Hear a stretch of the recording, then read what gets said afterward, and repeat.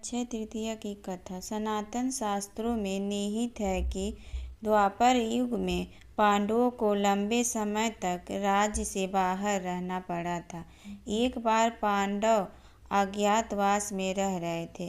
ऋषि दुर्वासा ने अपने शिष्य के जरिए यह संदेश भिजवाया कि वैशाख माह के शुक्ल पक्ष की तृतीया तिथि पर वे ऋषि दुर्वासा अपने शिष्यों के साथ भोजन हेतु घर पधारने वाले हैं। ऋषि दुर्वासा के शिष्य यह संदेश लेकर उस समय पहुँचे जब पांडव भोजन ग्रहण कर चुके थे। यह संदेश पाकर पांडव चिंतित हो उठे कि उन लोगों ने तो भोजन प्राप्त कर लिया है, रसोई गृह में अब भोजन भी नहीं है। ऐसी स्थिति में ऋषि दुर्वासा और उनके शिष्यों को कैसे भोजन कराया जाएगा। तत्कालीन समय में ऋषि दुर्वासा अपने गुस्से के लिए जाने जाते थे। इच्छा पूरी न होने पर ऋषि दुर्वासा तत्क्षण ही श्राप दे देते हैं। अगर भोजन नहीं मिलता तो ऋषि दुर्वासा पांडवों को भी श्राप दे सकते थे। उस समय द्रौपदी ने जगत के पालनहार भगवान श्री कृष्ण से सहायता हेतु प्रार्थना की। यह जान भगवान श्री कृष्ण पांडव के अज्ञातवास गृह पर आए। उस समय भगवान श्री कृष्ण ने भोजन पात्र में एक चावल पड़ा देखा। मुरली मनोहर ने चावल उठाकर ग्रहण कर लिया। इससे भोजन पात्र तत्क्षण अक्षय पात्र में बदल गया। अक्षय का आशय कभी न खत्म होने वाला है। इसके बाद ऋषि दुर्वासा अपने शिष्यों के साथ पांडवों के घर पधारे। उस समय द्रौपदी ने सभी को भोजन कराया। इसके बावजूद अन्न पात्र में भोजन कम नहीं हुआ। पूर्णा माता की कथा। एक समय की बात है, काशी निवासी धनंजय की पत्नी का नाम सुलक्षणा था। उसे अन्य सब सुख प्राप्त थे, केवल निर्धनता ही उसके दुख का एकमात्र कारण थी। यह दुख उसे हर समय सताता रहता था। एक दिन सुलक्षणा पति से बोली, स्वामी आप कुछ उद्यम करो तो काम चले। इस प्रकार कब तक काम चलेगा। सुलक्षणा की बात धनंजय के मन में बैठ गई और वह उसी दिन विश्वनाथ शंकर जी को प्रसन्न करने के लिए बैठ गया और कहने लगा, हे देवाधिदेव विश्वेश्वर, मुझे पूजा पाठ कुछ आता नहीं है, केवल आपके भरोसे बैठा हूँ। इतनी विनती करके वह 2-3 दिन भूखा प्यासा बैठा रहा। यह देखकर भगवान शंकर ने उसके कान में अन्नपूर्णा अन्नपूर्णा अन्नपूर्णा इस प्रकार 3 बार कहा। यह कौन क्या कह गया। इसी सोच में धनंजय पड़ गया कि मंदिर से आते ब्राह्मणों को देखकर पूछने लगा, पंडित जी अन्नपूर्णा कौन है। ब्राह्मणों ने कहा, तू अन्न छोड़ बैठा है सो तुझे अन्न की ही बात सूझती है। जा घर जाकर अन्न ग्रहण कर। धनंजय घर गया, स्त्री से सारी बात कही। वह बोली, नाथ चिंता मत करो, स्वयं शंकर जी ने यह मंत्र दिया है, वे स्वयं ही खुलासा करेंगे। आप फिर जाकर उनकी आराधना करो। धनंजय फिर जैसा का तैसा पूजा में बैठ गया। रात में शंकर जी ने आज्ञा दी और कहा, तू पूर्व दिशा में चला जा। वह अन्नपूर्णा का नाम जपता जाता और रास्ते में फल खाता, झरनों का पानी पीता जाता। इस प्रकार कितने ही दिनों तक चलता गया। वहाँ उसे चांदी सी चमकती वन की शोभा देखने में आई। सुंदर सरोवर देखने में या उसके किनारे कितनी ही अप्सराएं झुंड बनाए बैठी थी। एक कथा सुनती और सब मिलकर मां अन्नपूर्णा इस प्रकार हर बार बार कहती थी।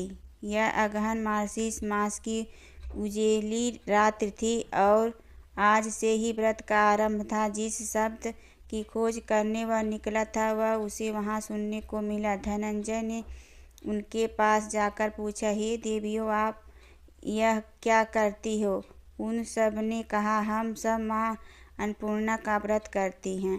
धनंजय ने पूछा, व्रत पूजा करने से क्या होता है। यह किसी ने किया भी है, इससे कब किया जाए, कैसे व्रत है, मैं और किसी विधि है, मुझसे भी विस्तार से बतलाओ। वे कहने लगी, इस व्रत को सब कोई कर सकते हैं। 21 दिन तक के लिए 21 गांठ का सूत लेना चाहिए। 21 दिन यदि न बने तो एक दिन उपवास करें। यह भी न बने तो केवल कथा सुनकर प्रसाद ले निराहार रहकर कथा कहें। कथा सुनने वाला कोई न मिले तो पीपल के पत्तों को रख, सुपारी या धृत कुमारी गुआर पाठ वृक्ष को सामने कर, दीपक को साक्षी कर, सूर्य, गाय, तुलसी या महादेव को बिना कथा सुनाए मुख में दाना न डाले। यदि भूल से कुछ पड़ जाए तो एक दिवस फिर उपवास करें। व्रत के दिन क्रोध न करें और झूठ न बोले। धनंजय बोला, इस व्रत के करने से क्या होगा? वे कहने लगी, इसके करने से अंधों को नेत्र मिले, लूलों को हाथ मिले, निर्धन के घर धन आए, बांझी को संतान मिले, मूर्ख को विद्या आए। जो जिस कामना से व्रत करे माँ उसकी इच्छा पूरी करती हैं। वह कहने लगा, बहनों, मेरे पास भी धन नहीं है, विद्या नहीं है, कुछ भी तो नहीं है। मैं तो दुखिया ब्राह्मण हूँ। मुझे इस व्रत का सूत दोगी? हाँ भाई, तेरा कल्याण हो, हम तुम्हें अवश्य देंगी। ले, इस व्रत का मंगल सूत ले। धनंजय ने व्रत किया।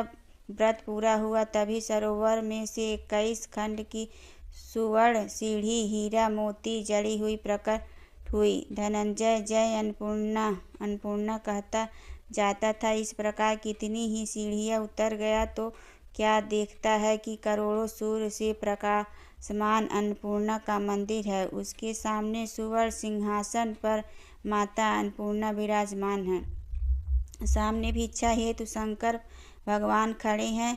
देवांगनाएं चंवर डुलाती हैं, कितनी ही हथियार बांधे पहरा देती हैं। धनंजय दौड़कर जगदम्बा के चरणों में गिर गया।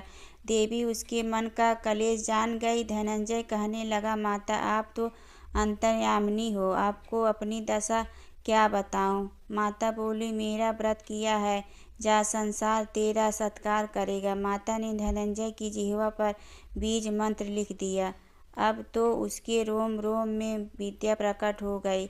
इतने में क्या देखता है कि वह काशी विश्वनाथ के मंदिर में खड़ा है। माँ का वरदान ले धनंजय घर आया। सुलक्षणा से सब बात कही। माता जी की कृपा से उसके घर में संपत्ति उमड़ने लगी। छोटा सा घर बहुत बड़ा गिना जाने लगा। जैसे शहद के छत्ते में मक्खियाँ जमा होती हैं, उसी प्रकार अनेक सगे संबंधी आकर उसकी बड़ाई करने लगे। कहने लगे, इतना धन और इतना बड़ा घर, सुंदर संतान, नहीं तो इस कमाई का कौन भोग करेगा? सुलक्षणा से संतान नहीं है, इसलिए तुम दूसरा विवाह करो।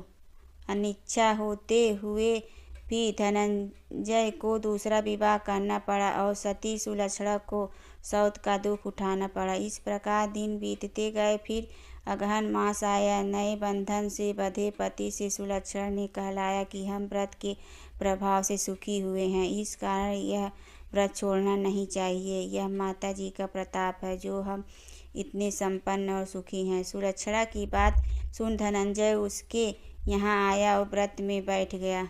नई बहू को इस व्रत की खबर नहीं थी। वह धनंजय के आने की राह देख रही थी। दिन बीतते गए और व्रत पूर्ण होने में 3 दिवस बाकी थे कि नई बहू को खबर पड़ी। उसके मन में ईर्ष्या की ज्वाला दहकने लगी थी। सुलक्षणा के घर आ पहुंची और उसने वहां भगदड़ मचा दी। वह धनंजय को अपने साथ ले गई। नए घर में धनंजय को थोड़ी देर के लिए निद्रा ने आ दबाया। इसी समय नई बहू ने उसका व्रत का सूत तोड़कर आग में फेंक दिया। अब तो माता जी का कोप जाग गया। घर में अकस्मात आग लग गई। सब कुछ जलकर खाक हो गया। सुलक्षणा जान गई और पति को फिर अपने घर ले आई। नई बहू रूठ कर पिता के घर जा बैठी। पति के को परमेश्वर मानने वाली सुलक्षणा बोली, नाथ, घबराना नहीं, माता जी की कृपा अलौकिक है। पुत्र कुपुत्र हो जाता है पर माता कुमाता नहीं होती है। अब आप श्रद्धा और भक्ति से आराधना शुरू करो, वे जरूर हमारा कल्याण करेंगी। धनंजय फिर माता के पीछे पड़ गया। फिर वही सरोवर सीढ़ी प्रकट हुई। उसमें माँ अन्नपूर्णा कहकर वह उतर गया। वहाँ जा माता जी के चरणों में रुदन करने लगा। माता प्रसन्न हो बोली, यह मेरी स्वर्ण की मूर्ति ले, उसकी पूजा करना तो फिर सुखी हो जाएगा। जा, तुझे मेरा आशीर्वाद है। तेरी स्त्री सुलक्षणा ने श्रद्धा से मेरा व्रत किया है, उसे मैंने पुत्र दिया है। धनंजय ने आंखें खोली तो खुद को काशी विश्वनाथ के मंदिर में खड़ा पाया। वहाँ से फिर उसी प्रकार घर को आया। इधर सुलक्षणा के दिन चढ़े और महीने पूरे होते ही पुत्र का जन्म हुआ। गांव में आश्चर्य की लहर दौड़ गई। इस प्रकार उसी गांव के निसंतान सेठ के पुत्र होने पर उसने माता अन्नपूर्णा का मंदिर बनवा दिया।